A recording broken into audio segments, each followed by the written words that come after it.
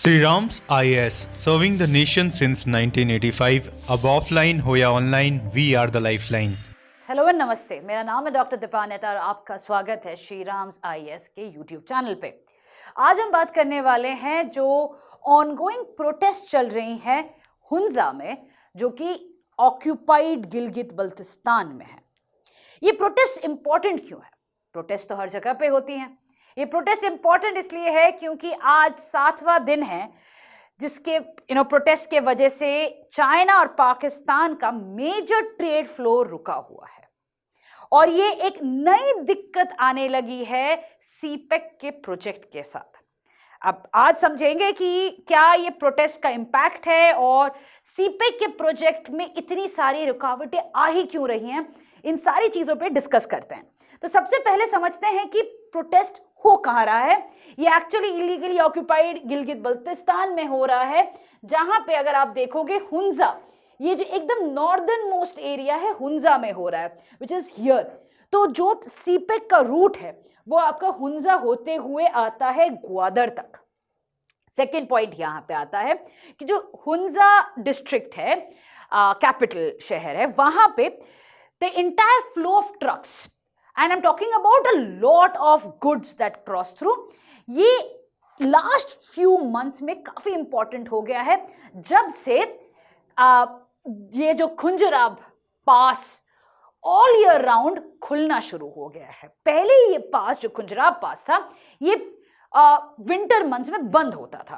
तो चाइना ने काफी इन्वेस्टमेंट के बाद इसको all year round snow free trade pass के लिए बना के रखा है ताकि सीपेक में कोई रुकावट ना हो। चाइना ने तो अपनी तरफ से पूरी कोशिश की है कि सीपेक सक्सेसफुल हो, और क्यों ना करे, क्योंकि सीपेक स्ट्रैटेजिकली बहुत इंपॉर्टेंट है चाइना के लिए, क्योंकि सीपेक एक ऑल्टरनेटिव रूट देता है चाइना को apart from the Malacca dilemma, that is straight of Malacca के यूसेज के लिए। कल अगर मलक्का में कुछ भी होता है, कोई भी रुकावट होती है जिसकी वजह से चाइना ट्रेड न कर पाए, तो सीपेक के थ्रू चाइना अपना ट्रेड कंप्लीट करते हुए चाइना पे ले जाएगा। China is no longer dependent on the Malacca. तो इसी वजह से चाइना ने तो हर तरीके से, चाहे वो इकोनॉमिक हो, चाहे वो पॉलिटिकल हो, आज तो यहां तक बात आ गई है कि हम प्राइवेट मिलिट्री कॉन्ट्रैक्टर्स भेजते हैं ताकि सीपेक की सिक्योरिटी इंश्योर रहे। अब यहां पे आता है ये नया प्रोटेस्ट। यहां पे जो प्रोटेस्ट चल रहा है हुंजा में, गिलगित बल्तिस्तान में, जो कॉमन पीपल है वहां पे, वो आ चुके हैं रस्तों में ये डिमांड करते हुए कि भाई इलेक्ट्रिसिटी, जो एक बेसिक रिक्वायरमेंट है, वो नहीं मिल रहा है हुंजा के लोगों को। अब क्या है दिक्कत? दिक्कत यह है कि पाकिस्तान ने 127 हाइड्रो पावर प्लांट जरूर बनाए हैं, बट प्रॉब्लम यह है कि इस पर्टिकुलर टेम्परेचर में लेक्स फ्रीज हो जाते हैं, जिसके वजह से पानी नहीं आ रहा है, इलेक्ट्रिसिटी नहीं आ रहा है, और 23 घंटों के लिए पूरे हुंजा शहर में कोई इलेक्ट्रिसिटी नहीं आता है। उनको जनरेटर पे डिपेंड करना पड़ता है, और जैसे जैसे फ्यूल का प्राइस बढ़ रहा है, it is becoming a problem. इसके रिस्पॉन्स में पाकिस्तान ने थर्मल प्लांट्स भी बनाए हैं, but it is around 30 thermal plants, which is not enough for the entire area. तो कई सालों से ये प्रॉब्लम है। हर बार प्रोटेस्ट करते हैं हुंजा के लोग, और हर बार पाकिस्तानी गवर्नमेंट आके कुछ ऐसे सपने दिखा के, कुछ ऐसे प्रॉमिसेस दिखा के खत्म हो जाता है। बट इस बार हुंजा के लोगों ने कहा कि नहीं, कोई ट्रेड अलाउ नहीं करेंगे, प्रोटेस्ट में बैठे रहेंगे। इतनी ठंड में वो सभी सड़कों में हैं, और इसके वजह से ट्रेड पूरी तरीके से रुक चुका है। सारी ट्रक्स आज के दिन में हुंजा में ही रुकी पड़ी हुई है। None of them are able to transverse. अब यहां पे पाकिस्तानी गवर्नमेंट का स्टैंड है कि वो गए थे नेगोशिएट करने के लिए, बट प्रोटेस्टर्स ने कहा और नहीं सुनना है, अब एक सोल्यूशन चाहिए। तो यहां पे पाकिस्तान के पास, दैट इज पाकिस्तानी गवर्नमेंट के पास, जब वो निगोशिएशन में फेल करते हैं, उनके पास सिर्फ एक ही ऑप्शन रहता है, यूज ऑफ मिलिट्री। अब वहां पे बात आ चुकी है। प्रॉब्लम यह है कि अगर हर प्रोटेस्ट में मिलिट्री को भेजा जाए, हर प्रोटेस्ट में वायलेंस के साथ ही जवाब दिया जाए, देन द स्टेट में फेलियर तो होना ही है। People will ask for a secessionist, people will ask for answers. क्योंकि इतने सालों से ये कहा जाता था कि नहीं भाई, there are problems, military is in power, क्योंकि देश खतरे में है फ्रॉम एन एक्सटर्नल थ्रेट।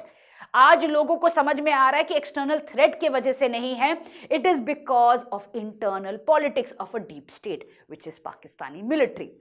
तो यहां पे हुंजा के जो लोग हैं वो अकेले नहीं हैं, क्योंकि कई और जगह पाकिस्तान में भी ऐसे प्रोटेस्ट हो रहे हैं, जैसे कि बलूचिस्तान में बलूची लोग जो आज के दिन प्रोटेस्ट कर रहे हैं एक आजाद बलूचिस्तान की।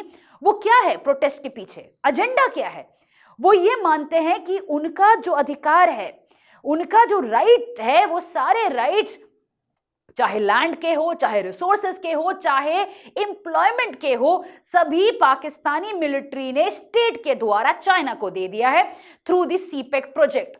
और ग्वादर बनने के बाद जो भी प्रॉमिसेस किए गए थे बलूची लोगों को, वो सारे के सारे पाकिस्तानी स्टेट पूरी तरीके से भूल गई है। चाहे वो एम्प्लॉयमेंट हो जो चाइनीज लोगों को जा रहा है, चाहे वो प्रोजेक्ट में कोई भी कंपेंसेशन हो वो पाकिस्तानी स्टेट ले रहा है। और आज के दिन बलूची लोग पॉवर्टी में और धकेले जा रहे हैं। तो यहां पे शुरू होता है कि उन्होंने कहा इनफ इज इनफ, अभी हमें अलग स्टेट चाहिए। और इसी वजह से आज के दिन वो प्रोटेस्ट कर रहे हैं एक फ्री बलूचिस्तान के लिए। वो प्रोटेस्ट कर रहे हैं against the Pakistani state. They want an independent Balochistan today. अब इसका जवाब क्या रहा पाकिस्तानी स्टेट के द्वारा? फिर से वायलेंस, फिर से पाकिस्तानी मिलिट्री को उतारा गया, उनको टेररिस्ट डिक्लेयर किया गया। और आज के दिन पूरी तरीके से जो भी प्रोटेस्टर उनको पकड़ के जेल डाले जाते हैं या वायलेंस स्ट्रेंथ के मामले में सारे प्रोटेस्ट को डिस्पर्स किया जाता है। बट यहां तो रोक पाएंगे। व्हाट अबाउट खैबर पख्तूनख्वा, जहां पे टीटीपी है, तहरीक-ए-तालिबान पाकिस्तान, उनका क्या प्रॉब्लम हो रहा है? वो कहते हैं कि भाई जब again even though they are not part of the CPEC, वहां से सीपेक नहीं जा रहा है, बट उनको दिक्कत है पाकिस्तानी मिलिट्री से। उनको दिक्कत है पाकिस्तानी मिलिट्री जिस तरीके से उनके प्रोटेस्ट को दबा रहे हैं, उनके लोगों को टेररिस्ट बोल के उनके अगेंस्ट पे अटैक कर रहे हैं, और उन जो सिविलियंस हैं, सिविलियंस को मारे जा रहे हैं। इनका डिमांड है कि भाई पाकिस्तानी मिलिट्री हटे और इमरान खान पावर में आए।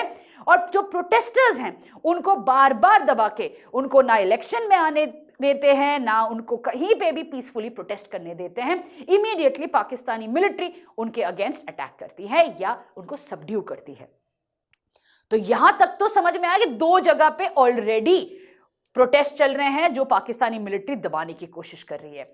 अब गिलगित बल्तिस्तान में जो आम आदमी है, जो इलेक्ट्रिसिटी का मांग कर रहा है, अगर ये भी प्रोटेस्ट खत्म नहीं किया, ये प्रोटेस्टर्स को अगर नहीं आराम से नेगोशिएट किया, तो उन्हें भी कल बोलेंगे कि ये टेररिस्ट है और वायलेंस यूज करेंगे पाकिस्तानी मिलिट्री। तो आप खुद सोचिए आज के दिन पाकिस्तान में कितने हिस्सों में एक जेन्युइन डिमांड के वजह से प्रोटेस्टर्स पे अटैक किया जा रहा है। एंड यहां से शुरू होता है सेशनिस्ट डिमांड। आज पाकिस्तान में हर कोने में सेशनिस्ट डिमांड सुनाई दे रहा है, चाहे सिंधु देश हो, चाहे बलूचिस्तान हो, खैबर पख्तूनख्वा हो, या आज गिलगित बल्तिस्तान हो। हर जगह पे यही है कि सीपेक के द्वारा जो चाइना ने इतना पंप किया है पैसा, उसका कोई बेनिफिट नहीं मिल रहा है आम आदमी को। सारा का सारा करप्शन के द्वारा जा रहा है पाकिस्तानी मिलिट्री के पास, और कोई ट्रिकल डाउन इफेक्ट है नहीं। क्योंकि अगर ऐसा होता कि भाई ट्रेड से पैसा आता, इकोनॉमी इंप्रूव होता, तो बात अलग है। आज के दिन तो ऐसा हालत है पाकिस्तान का कि इंटरनेशनल ऑर्गेनाइजेशंस ने भी बोल दिया कि और इन्वेस्टमेंट हम नहीं करेंगे और हम लोन्स नहीं देंगे। फिर से इकोनॉमिक फेलियर की तरफ मुड़ चुका है पाकिस्तान। इस सिचुएशन में चाइना भी अब डरने लगा है। सीपेक का जो सपना था, सीपेक में इतना इन्वेस्टमेंट लगाया था जो चाइना ने, अभी धीरे धीरे चाइना को भी लगने लगा है कि भाई क्या फाइनली सीपेक के द्वारा ट्रेड हो पाएगा। इतना इंटरनल डिस्टर्बेंसेस ना पाकिस्तानी मिलिट्री मैनेज कर पा रही है, और अगर मैनेज हो भी जाता है, there can always be a possibility कि कभी ना कभी because of certain protest, certain reasons, ये फिर से रुक जाए। और इतना रिस्क चाइना तो लेगा नहीं। तो अब चाइना की बारी है कुछ करने का। चाइना इज ऑलरेडी सेड कि वो अपने प्राइवेट मिलिट्री कॉन्ट्रैक्टर्स भेजने वाले हैं जो कि पाकिस्तानी सॉवरेनिटी के खिलाफ होगा। इमेजिन एक ऐसा देश जहां पे कोई और सोल्जर्स, कोई और प्राइवेट मिलिट्री आके आपका प्रोटेक्शन कर रहा है, उसको आप क्या कहोगे? ऑब्वियसली अ फेल्ड स्टेट ही कहोगे। चलिए मिलते हैं अगले वीडियो में। अभी के लिए take care, bye. Sri Ram's IAS, serving the nation since 1985. अब offline हो या online, we are the lifeline.